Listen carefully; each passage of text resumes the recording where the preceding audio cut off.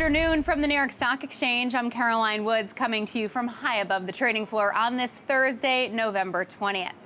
I was prepared to tell you about today's rally, with the market getting a major jolt from AI kingmaker NVIDIA after earnings. The chip giant rallied around 5% this morning after topping analyst expectations and offering a strong fourth quarter outlook. CEO Jensen Huang said demand for its Blackwell AI chips is off the charts. That sent the Dow, NASDAQ, and S&P 500 on a run, reigniting the AI trade and giving the tech-heavy indexes a boost. But the excitement has fizzled this afternoon. NVIDIA and the major averages have slipped back into negative territory. The Dow gave up a 700-point gain. The Mag 7 are now mostly lower, and other chip makers that had been riding NVIDIA's wave, like AMD, Intel, and Broadcom, have surrendered their early gains as well. What's behind the weakness? Potentially traders losing hope that the Fed is going to cut interest rates next month. More on that in a bit, but first, let's focus on stock action. We're, of course, keeping a close eye on chip makers following NVIDIA's results. There's also a Reuters report that the U.S. may delay its semiconductor tariffs.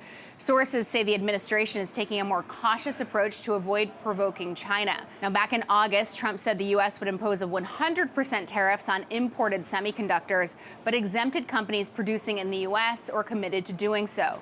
Officials had previously indicated that tariffs would roll out soon, but that guidance has now changed as timing and other details are still being debated. That's according to the report. Alphabet is one of the few Mag 7 stocks trading in the green today and up about 6% so far this week. Google is keeping the momentum going, rolling out its latest AI image editing tool, Nano Banana Pro, just days after launching the Gemini AI model. In other moves, Walmart is the best performer in the Dow after posting better than expected third quarter results and raising its full year outlook for the second quarter in a row. The company says shoppers are still opening their wallets, with upper and middle income households driving the growth. Walmart notes that middle income customers have been holding steady while lower income households are under more strain, and that's showing up in their spending. The company's CFO added that holiday shopping is off to a pretty good start. Williams Sonoma is also higher after earnings. The home goods retailer beat on both the top and bottom line and offered an upbeat outlook despite sizable new tariffs. On the flip side, Bath & Body Works shares are sliding after earnings and revenue fell short of estimates. The company also cut its fiscal year forecast, saying consumers concerned about the economy are now less likely to buy. The lotion and candle retailer said the start of the holiday season in late October has been very challenging, with shoppers' cautious moods weighing on sales. It's not just the economy, though. The market has become increasingly competitive as well. Bath & Body Works admitted how customer needs have shifted over the years and said our competitors have stepped up to meet those needs. We have not. Meanwhile, Palo Alto Networks is also lower after earnings. Results actually topped expectations, but the cybersecurity company said it's acquiring cloud management firm Chronosphere for $3.4 billion, which could be overshadowing those positive results. Crypto is having another rough day. Bitcoin is trading below 87,000. Ethereum is down nearly 30% so far this month. We're also seeing considerable weakness in Coinbase and Robinhood. Both are down more than 10% this month. Investors also received some stronger than expected economic data today.